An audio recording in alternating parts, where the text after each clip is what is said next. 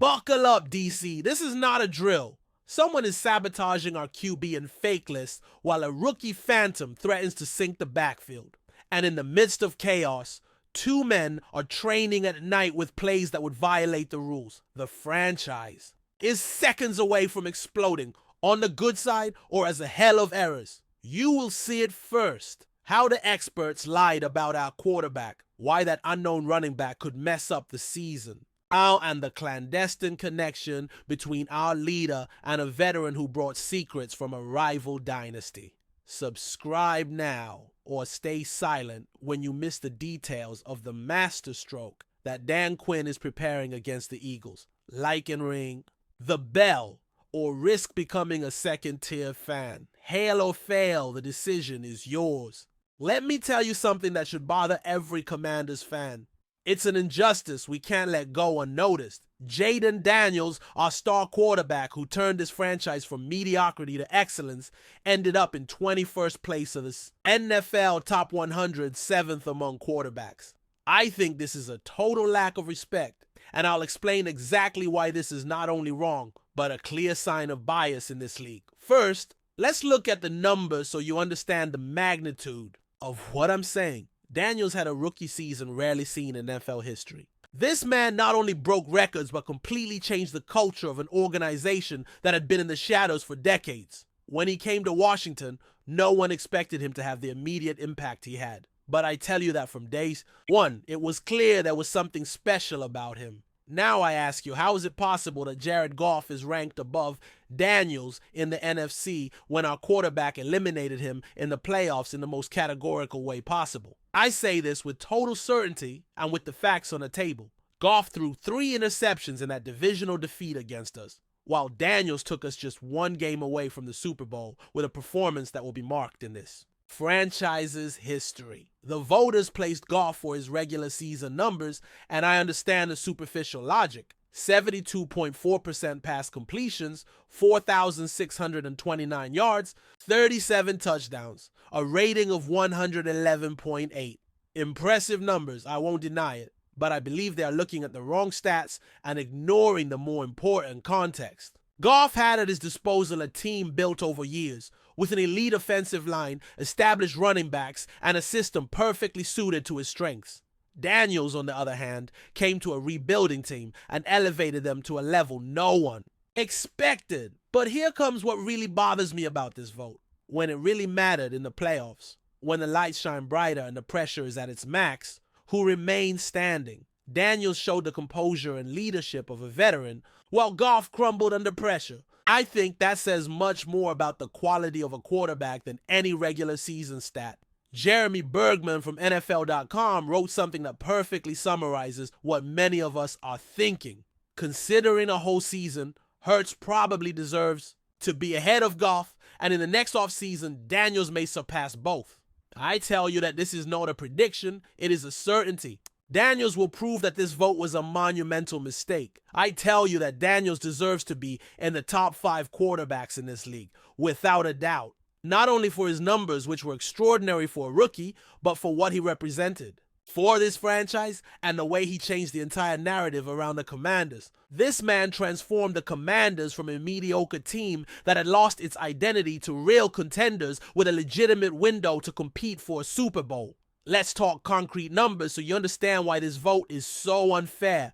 Daniels not only had impressive passing stats, but also led the team in rushing yards with 891 rushing yards. That versatility is something very few quarterbacks in history have demonstrated, especially in their rookie season. The ability to be a dual threat means defenses must prepare completely differently. Now I ask you, doesn't it seem suspicious that 10% of that list were Eagles players? The highest number since the list began in 2011. I believe there is clear favoritism towards certain teams and markets, and that is affecting the objectivity of these votes. When the Tampa Bay Buccaneers had 8 players in 2021, they were coming off a Super Bowl win. The Eagles won the Super Bowl, but that doesn't justify having so many players above others who had superior individual seasons. Bergman highlighted specific cases that prove my point. Josh Sweat, now in Arizona, played only 59% of the team's regular season snaps. How is it possible that a player who wasn't even a full starter is on a top 100 list? Cornerbacks Quinion Mitchell and Cooper DeJean were products of the environment they acted in, benefiting from the system and veterans around him. Experts are already saying that in the next season, Daniels will surpass both Goff and Hurts and probably several more. I tell you that this will happen faster than you think because this quarterback has hunger and determination that few have in this league.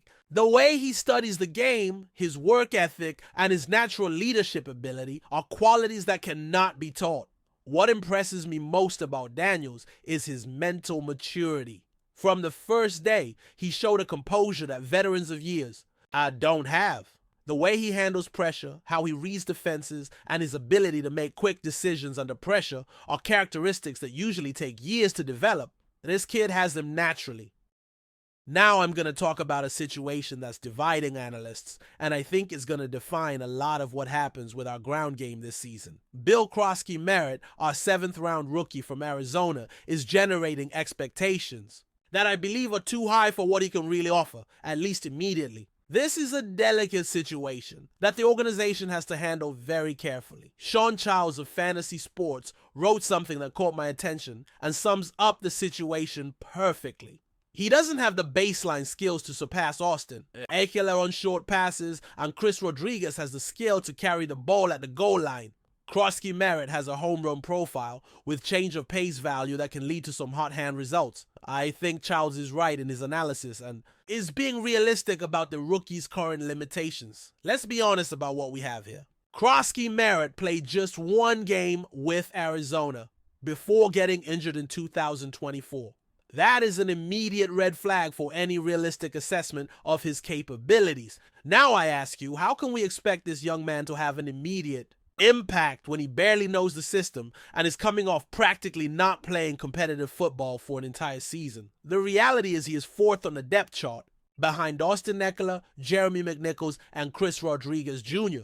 That's not by accident, and it's not a lack of opportunity. The coaches know what they have on their hands and are being realistic about their expectations. Dan Quinn and his technical staff have seen enough football to know when a player is ready and when he needs more development. Ekeler is a proven veteran who comes off years of consistent production. His experience in short pass situations is invaluable, especially considering the offensive style we want to implement with Daniels. McNichols has proven to be a reliable contributor, and Rodriguez Jr. already knows the system after having been with the team before. It's legitimate competition, and Crosky Merritt has to earn his spot. The issue is some are comparing him to Puka Nacua, that rookie from nowhere who exploded with the Rams 2 seasons ago. But I think those comparisons are dangerous because they create unrealistic expectations both for the fans and the player himself. Nacua came from a completely different situation and has specific circumstances that allow for his immediate success.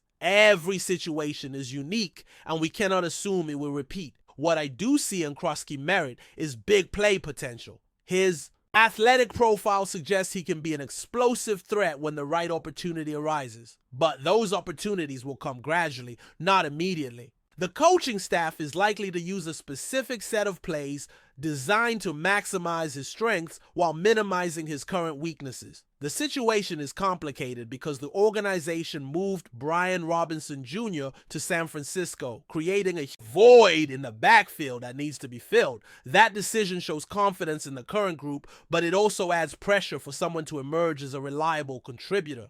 Crosky Merritt has the opportunity to be that person, but he has to prove he can handle the responsibility. The positive is that Dan Quinn has expressed the kid might debut Sunday against the Giants. I think if Quinn gives him opportunities, we have to be patient with his development. This kid has big play potential and athletic traits that can't be taught, but he needs time to adapt to the professional level and the speed of the game in the NFL. The preseason showed flashes of what he can offer, but also revealed areas where he needs improvement. His vision as a runner is good, but he needs work on pass protection and third down situations. Those are skills that develop with experience and actual game reps. Now I ask you, would you prefer giving him opportunities now to gain experience and develop with the team, or wait until he's fully ready and prepared? I think a bit of game experience will do him good, as long as it's in controlled situations where he can be successful. The key will be how the coaching staff handles his expectations and opportunities. If he's thrown into situations too complex,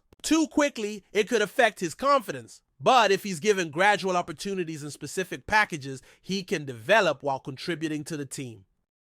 Here comes the news everyone is talking about, and I think it will be the differential factor that takes us to the next level this season. Deebo Samuel is working with Jayden Daniels, and the chemistry they are developing is something I have never seen in my life. This is not exaggeration. This is not media hype. This is the reality of what's happening in our practices and what will completely transform our offense. Samuel said verbatim on the latest episode of Commander's Log.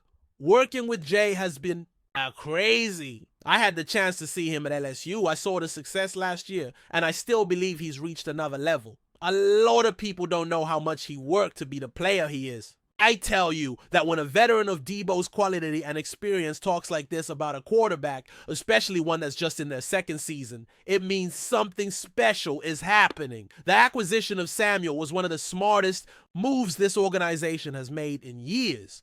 The 49ers, after selecting a receiver in the first round of the 2024 draft, opted to trade him while he still had maximum value. We took advantage of that opportunity and brought in a player who can completely change the dynamic of our offense. What makes Samuel unique isn't just his ability as a receiver, but his versatility as a threat in multiple positions. Over his 6 seasons with San Francisco, he was consistently used as a receiver and threat running from the backfield. His 2021 numbers are the perfect proof of what he can bring. 1,405 receiving yards with 6 receiving touchdowns, plus 365 rushing yards with 8 rushing touchdowns. That versatility is exactly what we need to maximize Daniels' potential. The absence of Terry McLaurin during contract negotiations, which at first seemed like a problem, turned out to be a blessing in disguise. Dan Quinn confirmed this allowed Deebo and Daniels to build a solid connection and develop real chemistry before the season started.